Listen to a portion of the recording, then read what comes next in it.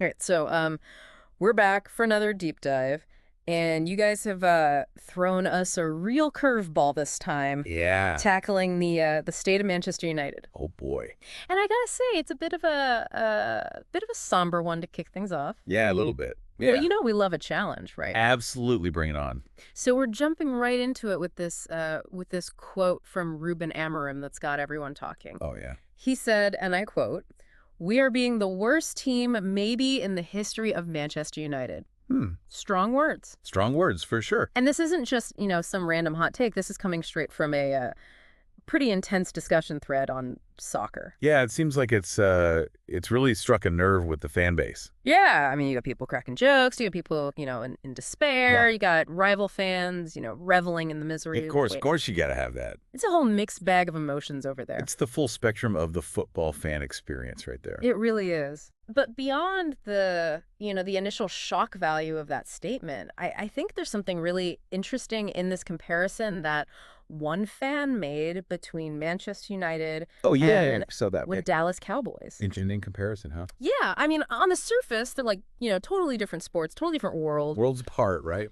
But when you really start thinking about it, there are some intriguing parallels. There are for sure. I mean, both teams have this legacy, this history. Oh yeah, steeped in success. Decades of, championships, iconic players. Dynasties, Exactly. And now they're both kind of floundering. yeah, stuck in this cycle of disappointment. It's like they're both trying to relive past glories instead of Yeah. forging ahead into the future. And I think that speaks to the heart of this deep dive. It's not just about, analyzing, the X's and O's on the pitch. It's about understanding, the bigger picture. Because the cultural context. Yeah, what are the underlying factors that have contributed to this decline? Right. Is it just bad luck, or is there something more systemic at play? That's the million-dollar question. And speaking of systems, one of the hottest debates raging in that thread is whether this Manchester United squad really deserves the title of worst in history. Oh yeah, that's a spicy one. Some fans are saying, hold on, back in the 30s and the 70s, Yeah. we were relegated. Things were way worse back then. It's all relative, right? Yeah, I mean, how do you compare teams across different eras? That's the thing. You got different rules, Yeah. different tactics, the level of competition. Yeah, it's like comparing apples and oranges almost. Right, it's a whole different game. But let's not get bogged down in, hypotheticals and what ifs. Yeah. This deep dive is about understanding the now, the current predicament. Absolutely. So to do that, I think we need to kind of dissect the club from multiple angles. Okay, I like it. We're going to look at the finances, Yeah. the tactics, the player recruitment strategy, Right. and of course the leadership structure. Can't forget about that. Absolutely. Yeah. Huh? So let's start with the money side of things. All right, let's talk cash. How does Manchester United's spending stack up against other top clubs? Good question. Are they getting value for their money? Because, throwing money at a problem, Doesn't always solve it. it doesn't always work. Sometimes it makes it worse. Right, and in recent years, Manchester United's net spend has been among the highest in Europe. Yeah, up there with the big spenders. But the results haven't exactly followed suit. No, not at all. So that raises some serious questions about their recruitment strategy, right? Absolutely. Are they targeting the right players? Yeah. Are they overpaying for players who just don't fit the manager's system? We've seen some big money signings that have just completely flopped. Oh yeah, some real head scratchers. It's like they're falling into this trap of buying star power Right. instead of building a cohesive team. It's like they're collecting panini stickers Yeah. instead of, building a squad. Exactly. And speaking of cohesion, let's talk tactics. Okay. What kind of football is Manchester United actually playing? Yeah. Is it effective? That's the thing. It feels like there's been a real lack of a tactical identity in recent years. Yeah. It's like each new manager comes in with their own philosophy, Yeah. tries to impose their style on the squad. Yeah. But without that underlying, tactical foundation, Right. the team just looks disjointed, Yeah. lacking a clear sense of purpose on the pitch. They're kind of all over the place. Yeah, it's like they're trying to reinvent the wheel every season. Instead of building on something solid. Right, And yeah. and let's not forget, the elephant in the room. Oh, boy, yeah. The legacy of Sir Alex Ferguson. Looms large, doesn't it? It does. Yeah. How has his departure impacted the club's culture? Yeah. The decision-making? That's a tough one. I mean, his reign was so dominant, so successful. Unprecedented. It's almost impossible for any manager to fill those shoes. It's like trying to follow a legend. Yeah. Pressure is immense. And it feels like they're kind of trapped in this shadow, unable to escape the weight of history. It's a tough spot to be in, for sure. But you know enough about the past. Mm. Let's bring it back to the present. Right, back to the here and now. Ruben Amorim dropped that bombshell statement Yeah. about being the worst Manchester United team in history. Bold claim. Do you think he's being too harsh? I mean, it's definitely provocative, Yeah. but when you look at the recent performances, the lack of goals, the defensive frailties, the inability to control matches. It's not pretty. It's not pretty at all. This team is struggling on multiple fronts. And it's not just the results. It's the manner of the defeats. Right. There's this lack of fight, this lack of urgency. Yeah, like they've accepted mediocrity. It's concerning. It is very concerning. Especially for a club with the stature of Manchester United. Right. It speaks to a deeper issue, I think. Yeah. A lack of belief, a lack of confidence. Permeates the entire squad. Yeah, it's like a dark cloud hanging over Old Trafford. So where do they go from here? That's the big question. Can Amorim turn things around? I mean, he's got a reputation for being a talented manager. Mm-hmm. But he's inherited a squad that's, low on confidence, lacking direction. Right. He's got a massive rebuilding job on his hands. It's not just about signing new players. No. He needs to instill a new mentality, a winning culture. Absolutely. And that's a much tougher challenge. Oh, yeah, for sure. It's a whole other deep dive right there. Exactly. That's a whole other can of worms. But before we get ahead of ourselves, I think we need to, Yeah. take a step back and really understand Right. the current state of the fan base. Mm-hmm. How are the fans feeling? Yeah.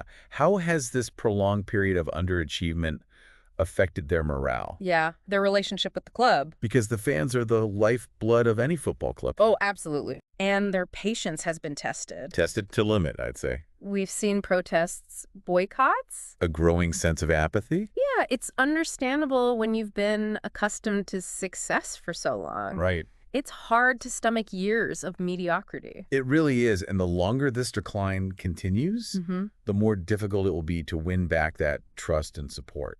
Absolutely. So to get a better grasp on, the fan perspective, Yeah. let's go back to that soccer thread we mentioned earlier. Okay, yeah, that's a gold mine. It's a gold mine of, fan insights. Raw, unfiltered. Both humorous and insightful. It's the voice of the people. It really is. So let's explore some of those comments and see what they reveal about, the hopes, the fears, the expectations of Manchester United fans. Okay, let's dive in. And I think a good place to start is with that comparison we talked about earlier between Right. Manchester United and the Dallas Cowboys. I'm curious to hear what the fans have to say about that one. Yeah, me too. All right, let's do it. Let's do it. I mean, it is a pretty insightful comparison, right? It is. On the surface, you got these two totally different teams, different Yeah. sports. Worlds apart.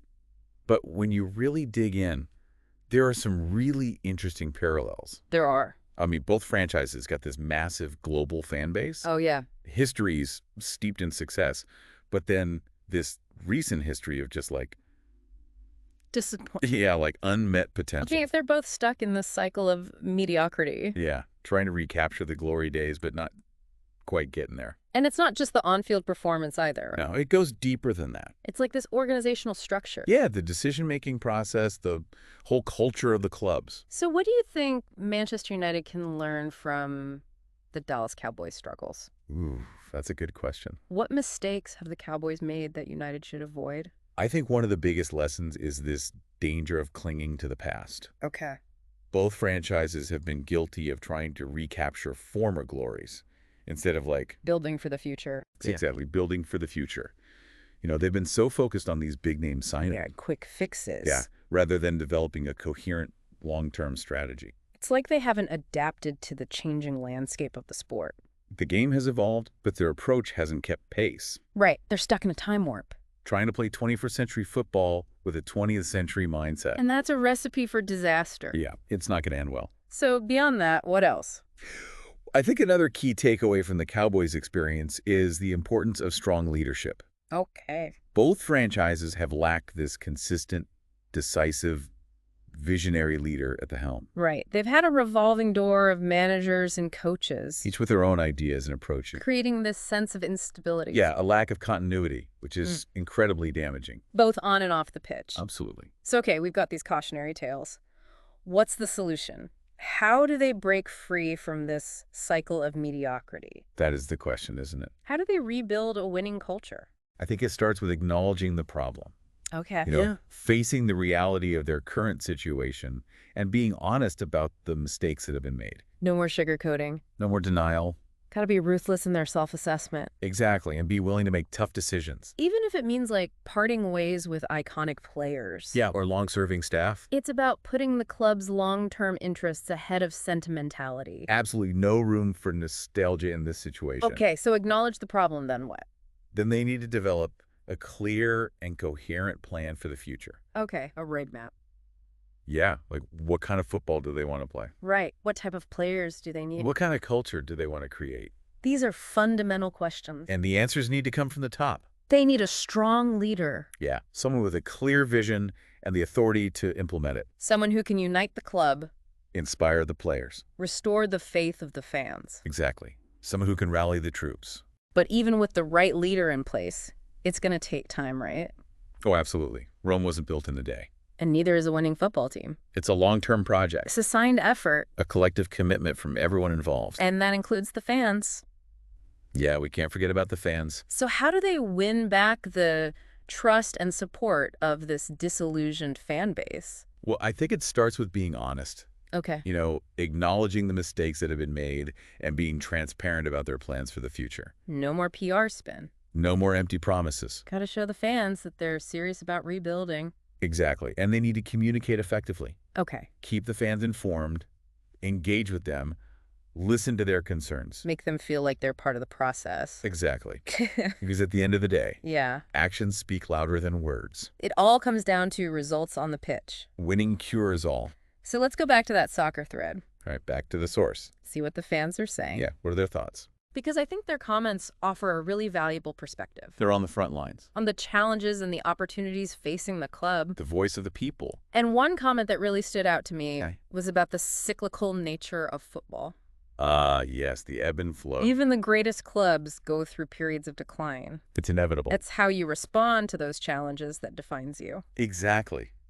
Do you wallow in self-pity, or do you use it as an opportunity to rebuild and come back stronger? That's the question facing Manchester United right now. It's a crossroads moment. Will they rise from the ashes, or will they fade into mediocrity? One fan in the thread had a pretty bleak prediction. Oh. They said, "We are entering the wilderness years." Wow, that's That's a heavy statement. It is, but it's not entirely unfounded. No, it's not. They're at a crossroads. They can either continue down this path of decline Or they can seize this to opportunity rebuild, to create a new era of success. a pivotal moment in their history. The decisions they make now will have a profound impact on their future. No pressure. No pressure at all. But on a lighter note, another fan in the thread made a pretty funny comment about Manchester United's next kit. Okay, I'm intrigued. They said it should be a 1975 tribute. A 1975 tribute. Yeah, a nod to the year they were relegated to the second division. Oh, wow. That's A little dark humor. a little bit, yeah. But there's a point there, right? It's a reminder that even the greatest clubs aren't immune to failure. No one is invincible. But it also suggests that there's always hope for a revival. Right. What goes down must come up. Manchester United bounced back from relegation in '75, They did. and they can do it again, It's about learning from those mistakes using them as fuel for the future, and having faith. faith in the club's ability to rebuild and return to greatness. Manchester United has got a rich history, a passionate fan base, a global brand. All the ingredients for success. But those ingredients need to be combined in the right way. They need a clear vision A strong leader. and a collective commitment to excellence, And they need to reconnect with those fans. who have become increasingly disillusioned. Yeah, they need to win back their trust. So what can the club do? Actions speak louder than words. They need to show the fans that they're serious about rebuilding, And that means making tough decisions, investing wisely in the squad, appointing a manager who can unite the club. And inspire the players. Communicate effectively, keep the fans informed, involve them in the process. Make them feel like they're part of the solution. Exactly. Give them a reason to believe again. And ultimately, it all comes down to what? Winning. Winning cures all. It's the best way to win back the fans' trust. Okay, so we've talked about the need for a new mentality, a clear strategy, a strong connection with the fans, but let's bring it back to Ruben Amorim. Okay. The man of the hour. What specific challenges does he face as the new manager? Well, I think first and foremost, he needs to address this lack of tactical identity, Yeah, they've been playing like a group of strangers. each with their own ideas about how the game should be played. No cohesion. And that's something Amorim needs to change. He needs to impose his own philosophy, his own style of play. Create a cohesive unit that works together as one. Easier said than done, right? Oh, yeah. He's dealing with a squad that's been assembled over several years. Players signed by different managers with different visions. It's like he's inherited a Frankenstein's monster. A collection of players that don't necessarily fit together. It's going to take time to rebuild that squad. To bring in players that suit his system. It's not going to happen overnight. But the fans are impatient. Oh, I know they're tired of waiting. They want to see results now. I understand their frustration, but they need to be patient. Rome wasn't built in a day. Exactly, and neither is a winning football team. So what can the fans realistically expect from Amorim in his first season? Well, I think it's unrealistic to expect them to challenge for the title this year. They're too far behind City and Liverpool. Yeah, but I think it's reasonable to expect them to be competitive, to challenge for a top 4 finish, and to show signs of progress. And most importantly, they Yeah. need to play with passion, with purpose, with a sense of pride. They need to show the fans that they're fighting for the badge, That they're giving everything they've got. that they care. Something that's been missing in recent years. The fans need to see that fire in their eyes. All right, so we've talked about the tactical challenges, the squad, rebuilding the need to reconnect with the fans, but there's another key aspect we need to consider, Okay, what's that? the mental side of the game. The psychology of football. It's often overlooked, but it's crucial. Absolutely. How do you build a team that's mentally resilient, That can handle the pressure. that can bounce back from setbacks? It's not easy. So how do you do it? Well, it starts with creating a positive and supportive environment. Okay. A culture where players feel valued, where they're encouraged to express themselves, where mistakes are seen as opportunities to learn, Right, you got to build their confidence. individually and collectively. Players need to believe in themselves, in their teammates, in their manager. And that belief needs to be nurtured and reinforced. So how does Amorim go about building that mental resilience? Well, it's about setting high standards, but also being realistic about expectations. Okay, push them, but support them, Exactly, and create a culture of accountability, where players are responsible for their own performance. and where they're held to a high standard. But it's also about fostering a sense of camaraderie. Yeah, a team spirit that can help them through tough times A team that's united, that's fighting for each other. is much more likely to overcome adversity. It's a delicate balance. It is, but it's a balance that Amorim needs to find if he wants to succeed at Manchester United. So we've talked about the tactical, the physical, and the mental challenges facing Amorim, but let's not forget about the historical context. Ah, yes, the weight of history. Manchester United have a rich and glorious past. But it can also be a source of pressure and expectation. Every manager who comes to Old Trafford is compared to Sir Alex Ferguson, The legendary manager, who led the club to unprecedented success. a tough act to follow. But it's important to remember that Ferguson's success wasn't built overnight. No, it took time, patience, and a lot of hard work. And it's also important to remember that football is a cyclical sport. As the greatest clubs go through periods of decline. And Manchester United are no different. They're not immune to the ups and downs. But they have the potential to return to greatness. They do. They have the resources, the fan base, the history. What they need now is a clear vision, a strong leader, and a collective commitment to excellence. And they need to rediscover that winning mentality That never say die spirit. that made them one of the most feared teams in the world. They need to find their swagger again. Okay, so we've covered a lot of ground in this deep dive. We have. The challenges facing Manchester United, the potential solutions, the importance of the mental side of the game, And we've heard from the fans, explored their perspectives. their hopes and frustrations. But amidst all the despair, there's also a glimmer of hope. There is A belief that Manchester United can turn things around. that they can rediscover their winning ways. And that belief is based on the club's history, its tradition. And the unwavering support of its fans. That passion, that unwavering support is what makes Manchester United such a special club. It's a powerful force. A driving force that can help propel the club back to the top. It's a reminder that even in the darkest of times, there's always hope. Hope for a brighter future. Hope for a return to greatness. Hope for Manchester United to reclaim its rightful place among the elite of world football. And that's why, despite all the challenges, despite the current struggles, It's still an incredibly exciting time to be a Manchester United fan. it is, because even though the road ahead might be long and winding, The destination is worth fighting for. and who knows, Maybe, just maybe, this period of adversity will ultimately prove to be the catalyst. for a new era of success at Old Trafford. You know, it's funny how much this whole conversation about Manchester United revolves around identity. It's like the club is going through this existential crisis. It really is. The identity of a football club goes way beyond the players on the pitch. It's the history, the values, the style of play, the relationship with the fans. Yeah. And when a club's in a slump like United, is now all those core elements of its identity come under the microscope. Yeah, it's like everyone's trying to figure out what it means to be Manchester United in this day and age. Exactly. Yeah. And there's no easy answer. The Well- club has to find a way to balance its glorious past with the demands of today and the uncertainties of tomorrow. It's a tough balancing act. It really is. And speaking of the past, one thing that kept popping up in that soccer thread was the legacy of Sir Alex Ferguson. Right. It's been over a decade since he retired, but his shadow still hangs over Old Trafford. It's like he's still there in the dugout. In a way, he is. Mhm. His impact on the club was just that profound. He built a dynasty. Yeah, a winning culture that's almost impossible to replicate. But some fans argue that clinging to the Ferguson era is actually part of the problem. They say the club needs to move on to embrace a new identity, to stop living in the past. There's a certain logic to that. Mhm. I mean, you can't just recreate what Ferguson built. The game has changed.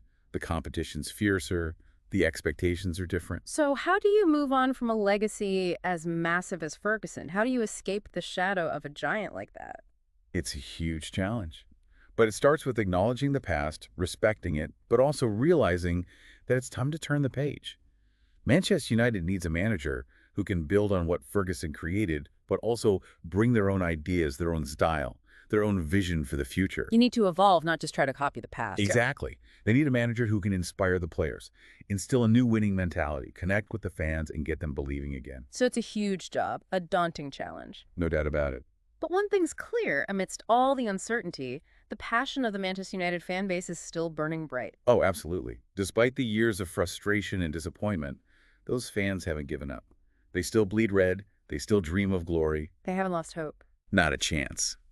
And that passion, that unwavering support, is what makes Manchester United such a unique club. It's a force to be reckoned with. It really is. It's a driving force that can help lift the club back to where it belongs. It's a reminder that even in the darkest of times, there's always hope.